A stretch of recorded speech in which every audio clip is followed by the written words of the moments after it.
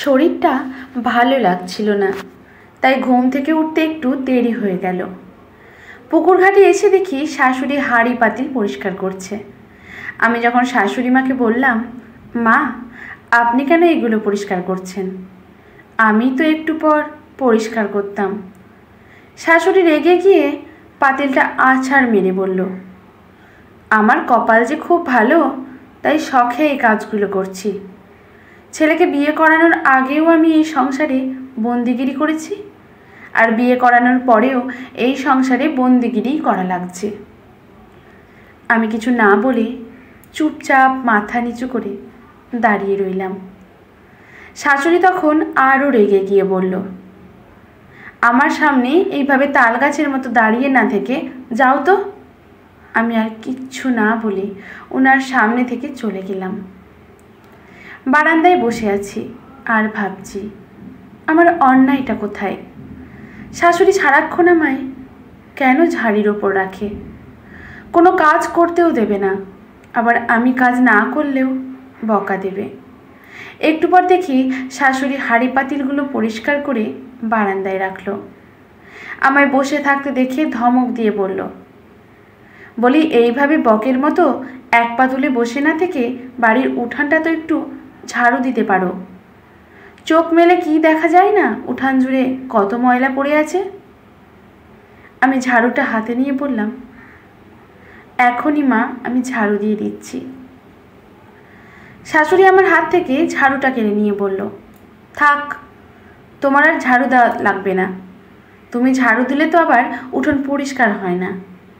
ঝাড়ু আমি দিচ্ছি, তুমি চুলার আগুনটা একটু ধরাও, আমি এসে রান্না বসাবো। শাশুড়ির কথা শুনে আমি কিছুটা অবাক হয়ে বললাম, মা এই রোজার সময় এত সকালে রান্না বসাবেন? বিকালের দিকে তো রান্না বসাতেই হবে, তাহলে ইফতারের পরেও ভাত গরম থাকবে। এখন ভাত রান্না করলে তো ঠান্ডা হয়ে যাবে। শাশুড়ি আমায় আবার একটা ঝাড়ি দিয়ে বলল, তোমায় যা করতে বলছি করো, এত মাতব্বরি করতে হবে না তোমাকে। আর কিছু না বলে পাকঘরে চলে গেলাম। চুলোয় অনেকক্ষণ ধরে আগুন জ্বালাবার চেষ্টা করছি, কিন্তু আগুন ধরছে না, শুধু ধোঁয়া বের হচ্ছে। কিছুক্ষণ পর শাশুড়ি এসে নিজের কপাল নিজে চাপড়ে বলল, কোন শখে যে মোড়ল বাড়ির মেয়েকে ঘরের বউ করে এনেছিলাম আল্লাহ মাবুদ জানে। যে মেয়ে চুলায় আগুন পর্যন্ত ধরাতে পারে না, সেই মেয়ে কিনা আবার সংসার করে খাবে। যাও মেয়ে, তুমি তোমার স্বামীর কাছে যাও, আমি তো আছি বন্দিগিরি করার জন্য। শাশুড়ির কথাগুলো কেন জানি আর সহ্য করতে পারছিলাম না, তাই রাগেই ওনার সামনে থেকে চলে আসলাম। ঘড়ি যখন মনমরা হয়ে বসেছিলাম, তখন স্বামী এসে শার্টের বোতাম লাগাতে লাগাতে আমায় বলল, কি হলো, মন খারাপ করে বসে আছো কেন? আমি বললাম, আমি বুঝতে পারছি না আপনার মা কেন আমায় সারাক্ষণ বকাঝকা করে। আমায় কোনো কাজই করতে দেন না, উনি নিজেই সব কাজ করেন, আবার নিজেই বলেন উনি নাকি এই সংসারের কাজের লোক। আমার স্বামী তখন হেসে বলল, আরে আমার মায়ের কথায় কিছু মনে করো না, মা এমনিতেই একটু খিটখিটে মেজাজের, তবে আমার মায়ের মনটা ভীষণ ভালো। আচ্ছা আমি একটু দরকারে বাজারে গেলাম, গরুগুলো না খেয়ে আছে, যদি পারো গরুগুলোকে খেতে দিও। কথাটা বলে স্বামী চলে গেল। আমি গরুগুলোকে খড় দিচ্ছিলাম। এমন সময় শাশুড়ি ছুটে এসে বলল, তুমি গরুকে খাওয়াচ্ছ কেন? ঘরের ভেতর যে একটা গরু আছে, সেই গরুটা কই? শাশুড়ির কথা শুনে আমি কেন জানি হেসে দিলাম। শাশুড়ি যখন রাগী চোখে আমার দিকে তাকালো, তখন আমি আমতা আমতা করে বললাম, কি একটা দরকারে উনি একটু বাজারে গেছেন, আমায় বলল গরুগুলোকে খাবার দিতে। আমার কথা শুনে শাশুড়ি বিড়বিড় করে কি যেন একটা বলল, তারপর আমার দিকে তাকিয়ে বলল, রান্না হয়ে গেছে, তুমি হাত মুখ ধুয়ে খেয়ে নাও। শাশুড়ির কথা শুনে আমি অবাক হয়ে বললাম, না মা আমি তো। শাশুড়ি আমায় থামিয়ে দিয়ে বলল, বিস্কুট খেয়ে দিন পার না করে ভাত খেয়ে নাও। আমি শাশুড়ি হলে কি হবে, আমিও তো মেয়ে মানুষ, আমি তো বুঝি সব। আর মেয়ে মানুষের প্রতি মাসে মাসিক হবে, এটা স্বাভাবিক। এই সময় রোজা রাখা যায় না। তোমার যেহেতু এই সমস্যাটা হয়েছে, এখন রোজা না রেখে আমার ভয়ে রোজা রাখার অভিনয় করতে হবে নাকি?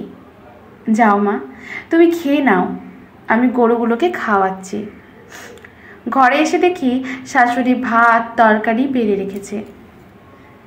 আমি ভাতের প্লেটটা হাতে নিয়ে যখন খেতে যাব, তখন শুনি আমার শাশুড়ি আমার স্বামীর সামনে বকে যাচ্ছে আর বলছে, আমি এত শখ করে মোড়ল বাড়ির মেয়েকে বিয়ে করিয়ে এনেছিলাম, গরুকে ঘাস খাওয়ানোর জন্য নাকি?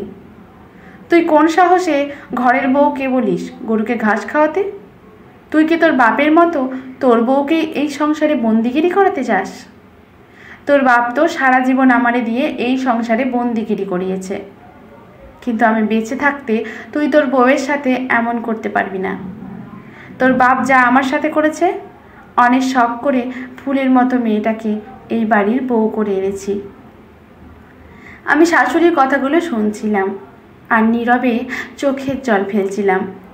আমার অজান্তেই আমার শাশুড়ি আমায় কতটা ভালোবাসে, অথচ কিছুক্ষণ আগে পর্যন্ত আমি তার ভালোবাসাটা বুঝিনি। আমি শুধু উনার খিটখিটে মেজাজটাই দেখেছি, মনের ভিতর ভালোবাসাটা বুঝিনি। পরের দিন ঘুম থেকে উঠে দেখি শাশুড়ি উঠান ঝাঁট দিচ্ছেন।